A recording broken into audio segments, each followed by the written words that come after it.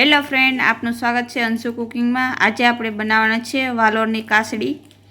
તો આપણે વાલોર લીધી છે, વાલોરને આપણે સુધારી લીધી છે અને જે એના ફોતરાઓ નીકળે એની આપણે કાસડી બનાવશું।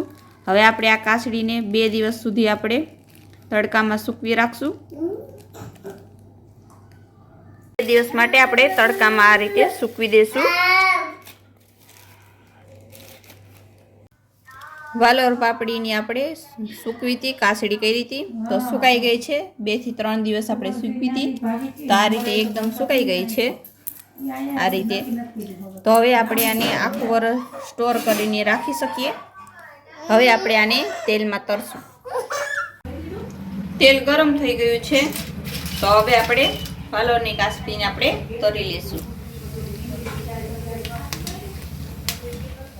एकदम ब्राउन થઈ જાય ત્યાં સુધી આપણે એને તરી લેશું। હવે આપણે કાઢી લેશું।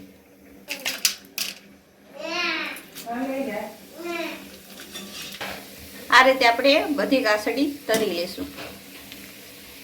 કાસડી આપણી એકદમ તરીને તૈયાર છે। આ રીતે કડકડી થઈ ગઈ છે તો હવે આપણે એની અંદર આપણે ચટણી અડધી ચમચી આપણે ચટણી નાખશું।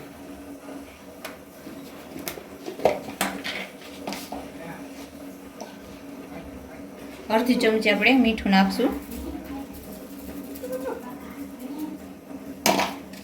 સારી રીતે આપણે આ રીતે મિક્સ કરી લેશું। તો વાલોરની કાસડી બનીને તૈયાર છે।